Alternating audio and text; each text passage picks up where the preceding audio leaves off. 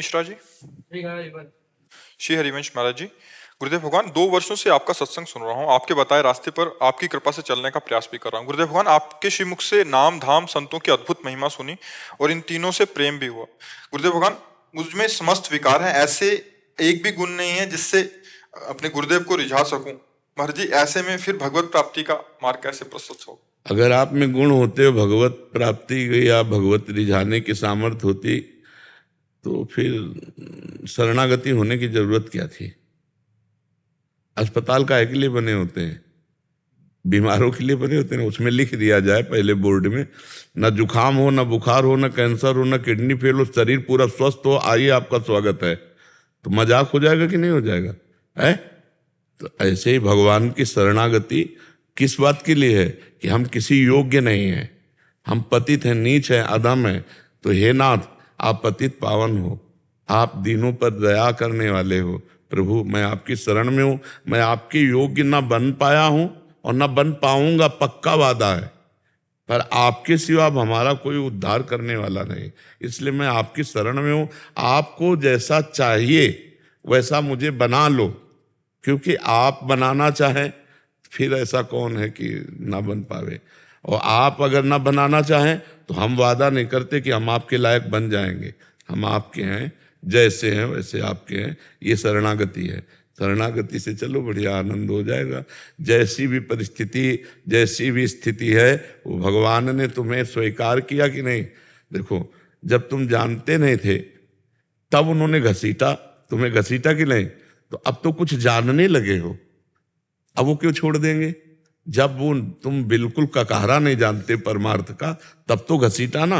और अब तो कुछ कुछ जानने लगे हो, जैसे कि नाम क्या है, धाम क्या है, रूप क्या है, लीला क्या है, भगवान की उपासना क्या है, कैसे भगवत प्राप्ति की जाती है, क्या गलती है, क्या अच्छाई है, ये जानने लगे हो ना। तो वही तो जना रहे हैं। और हाँ, अगर ये किसी को अहंकार हो कि मैं भगवान के योग्य, तो कभी वो भगवान के योग्य नहीं हो सकता। जब बड़े बड़े महापुरुषों ने अपने को अधम कहा, नीच कहा, पतित कहा, और हम भगवान के लायक हो जाएंगे। बड़े बड़े महापुरुषों ने कहा, हम तुच्छा परम अधमा प्राण हो गर्भ कर्मा ये तन्नाम स्फुरति महिमा हरेश वृंदावन से।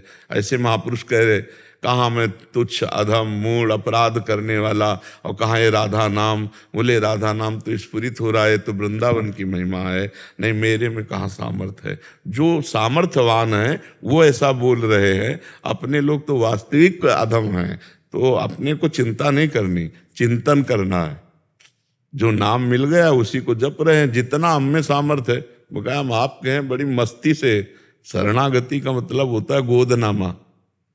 गोदनामे का मतलब होता है तुरंत अरबपति बनना, नहीं होता? अरबपति ने अगर गोदनामे में ले लिया तो अरबपति बन गए कि नहीं बन गए? हम तो लक्ष्मीपति के दास है।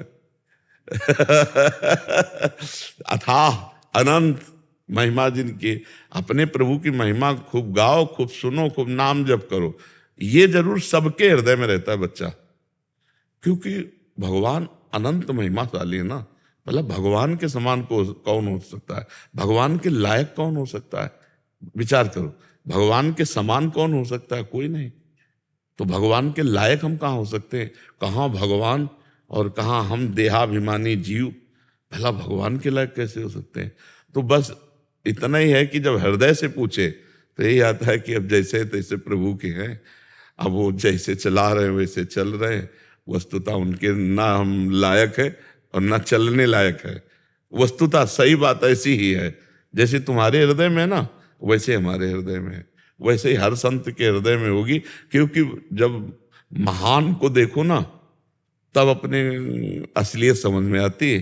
तो प्रभु महान है, और जब अपने को देखो तो लगता है इतने महान के भला हम क्या हैं।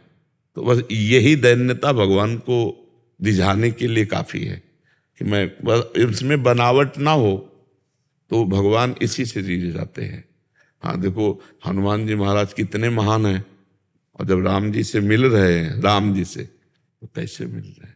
एक मंद में मोह। हाँ, कुटिल हृदय अज्ञान और पूज्य प्रभु मोह विसारेउ दीन बंधु। ये हनुमान जी महाराज कह रहे हैं।